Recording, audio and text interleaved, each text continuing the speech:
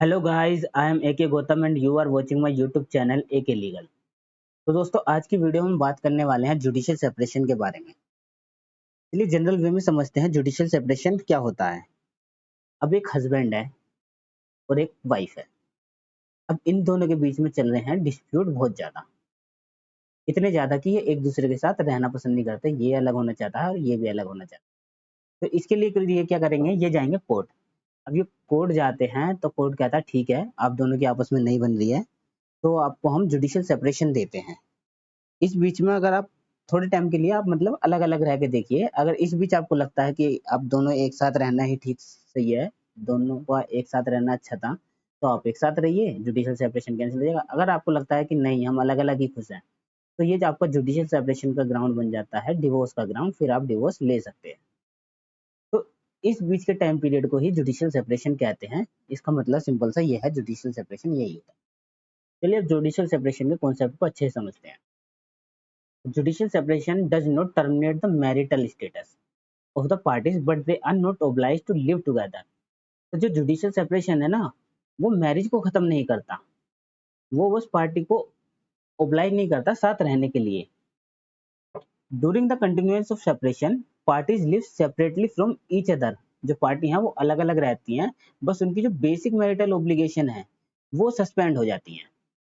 Judicial separation का मतलब है कि वो कुछ टाइम के लिए पार्टी अलग अलग रहते हैं, लेकिन उनकी शादी खत्म नहीं होती। वो अलग अलग रह के एक टेस्ट लेते हैं कि हम अलग अलग रहते हैं, देखते हैं कि अलग अलग रह सकते हैं या नहीं। ये है judicial separation. Nonetheless, marriage subsist, and if any one of them remarries, he or she will be guilty of bigamy. तो इस बीच अगर वो दूसरी शादी कर लेते हैं, दोबारा शादी कर लेते हैं, तो वो गिल्टी होंगे बिगेमी के लिए, क्योंकि मैरिज खत्म नहीं हुई है, जुडिशियल सेपरेशन हुआ है उनके बीच में, और जब तक उनका डिवोर्स नहीं होता तब तक वो दूसरी शादी कर नहीं सकते। तो इसलिए वो गिल्टी होंगे बिगेमी के लिए अगर वो दूसरी शादी कर लेते हैं। Next, after the lapse of statutory period of 1 year, if the parties are still not willing to continue as husband and wife, either of them can seek divorce. तो जो 1 साल का पीरियड है जुडिशियल सेपरेशन का, उसे खत्म होने के बाद अगर पार्टी को लगता है कि वो नहीं रह सकते एक दूसरे के साथ कंटिन्यू, तो वो फिर कहते हैं डिवोर्स मांग सकते हैं। उनमें से कोई भी डिवोर्स ले सकता है जुडिशियल सेपरेशन के पीरियड के बाद। The provision of judicial separation aim to preserve marriage bond. तो जो जुडिशियल सेपरेशन का जो एम है, वो मैरिज को प्रिजर्व करना है, मैरिज को बचाने का उसका एम है। यही है जुडिशियल सेपरेशन। अब जुडिशियल सेपरेशन की जो बात है वो सेक्शन 10 में की गई है। एक बार सेक्शन 10 की रीडिंग कर लेते हैं। सेक्शन 10 क्या कहता है? सेक्शन 10 हिंदू मैरिज एक्ट का जुडिशियल सेपरेशन के बारे में बात करता है। ये कहता है, either party to a marriage, whether solemnized before or after the commencement of this act, may present a petition for praying for a judicial separation decree, on the grounds any specified subsection 1 clause 13। तो कोई भी party जिसकी शादी इस act से पहले या उसके बाद में हुई हो, वो पेटिशन डाल सकता है किसके लिए? जुडिशियल सेपरेशन के लिए। और वो ग्राउंड किस में मेंशन है? जो डिवोर्स के लिए ग्राउंड दिए गए हैं ना सेक्शन 13 क्लोज 1 में, वही ग्राउंड पे वो जुडिशियल सेपरेशन ले सकता है। और वाइफ के पास कुछ एक्स्ट्रा ग्राउंड हैं जो सब सेक्शन 2 में दिए गए हैं सेक्शन 13 के।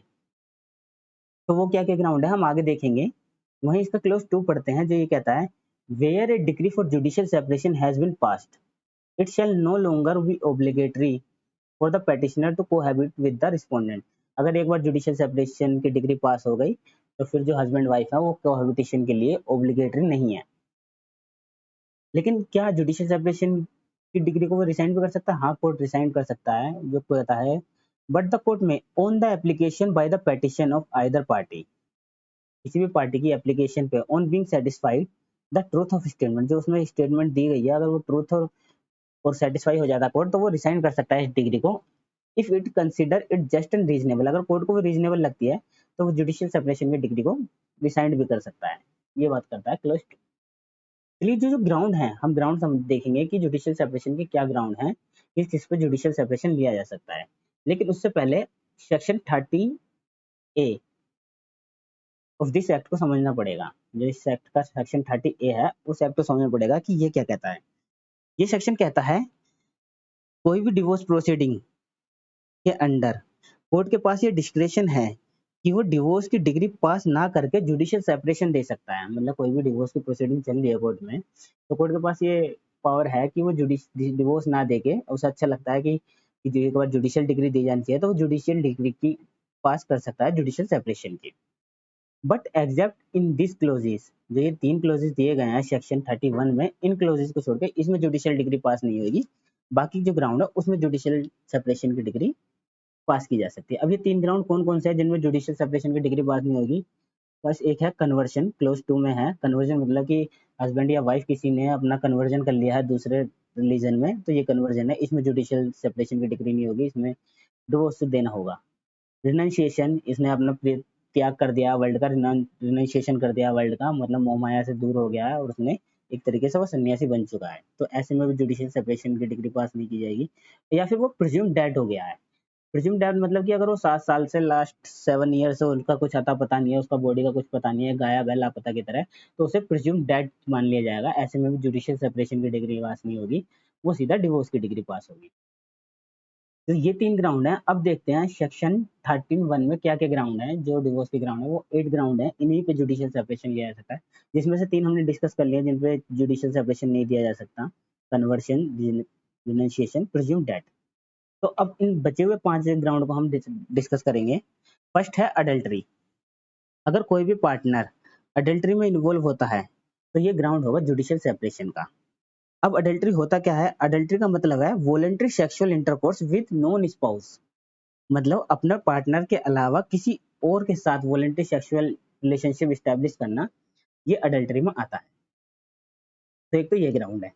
दूसरा ग्राउंड है क्रुएल्टी। क्रुएल्टी, अब क्रुएल्टी की कोई प्रिसाइज डेफिनेशन तो है नहीं कि क्रुएल्टी है क्या। ये डिपेंड करता है ह्यूमन बिहेवियर पर। क्रुएल्टी फिजिकली भी होती है और मेंटली भी होती है, कई बार फिजिकली होती है, कई बार मेंटली होती है। इन मैरिज रिलेशनशिप में देखें तो cruelty means absence of mutual respect and understanding between spouse. तो जो दोनों पति पत्नी की जो म्यूचुअल अंडरस्टैंडिंग है, जो उनकी म्यूचुअल रिस्पेक्ट है ना, उसके अब्सेंस को कहते हैं क्रुएल्टी कह सकते हैं। क्रुएल्टी कई बार तो वॉयलेंस होती है, फिजिकली मारपीट हो गया, इस तरह की क्रुएल्टी हो गई। कई बार मेंटेलिटी भी होती है कि एक दूसरे से कहते कुछ नहीं है लेकिन एक तरीके का मेंटली टॉर्चर। कई बार साइलेंस होकर भी क्रुएल्टी की जा सकती है, मतलब कि किसी आदमी का रिस्पॉन्स ना करना, अपनी वाइफ का रिस्पॉन्स ना करना, वो कुछ कह रहा है, एक कमरे में रह के एक दूसरे को नेग्लेक्ट करना, इस तरह की भी क्रुएल्टी हो सकती है। तो cruelty fact to fact decide होती है, काफी तरह की है, इसे एक सिंपल वे में डिफाइन करना मुश्किल है। थर्ड ग्राउंड है डिजर्शन का। डिजर्शन मतलब कि उसने विड्रॉ कर लिया है अपने मैट्रिमोनियल ऑब्लिगेशन से लास्ट 2 ईयर से। वैसे उसने प्लेस से तो नहीं करा, मतलब वो रहते एक घर में है, लेकिन वो जो मैट्रिमोनियल ऑब्लिगेशंस हैं वो परफॉर्म नहीं कर रहे हैं। तो अगर 2 साल से डिजर्शन है तो वो ये भी ग्राउंड हो जाएगा जुडिशियल सेपरेशन का। बस पेटिशन से पहले वो 2 साल से वो डिजर्टेड हों, ये इनका ये ग्राउंड है इसेंशियल। नेक्स्ट है अनसाउंडनेस, मतलब कि अनसाउंडनेस से कोई मेंटल डिसऑर्डर है या वो पागल है, इस ग्राउंड पे भी जुडिशियल सेपरेशन का ये ग्राउंड बनता है। नेक्स्ट लास्ट है वेनेरियल डिसीज। अगर उसे कोई वेनेरियल डिसीज है तो ये भी जुडिशियल सेपरेशन का ग्राउंड है। तो ये सारे ग्राउंड है जिस पे जुडिशियल सेपरेशन मिल सकता है। और अब कुछ वाइफ के एक्स्ट्रा ग्राउंड हैं जो वाइफ के पास अवेलेबल हैं, एडिशनल ग्राउंड, उन्हें डिस्कस करते हैं। Grounds available to wife only, ये दिए गए हैं अंडर सेक्शन 13 क्लोज 2 में। तो ये 4 ग्राउंड कौन कौन से हैं? बिगेमी, अगर हस्बैंड बिगेमी कर रखी है, उसने 2 शादी कर रखे, 3 शादी, एक से ज्यादा शादी कर रखी है, तो उनमें से कोई भी वाइफ कहते हो वो डिवोर्स उसका जुडिशियल सेपरेशन का ग्राउंड ले सकती है।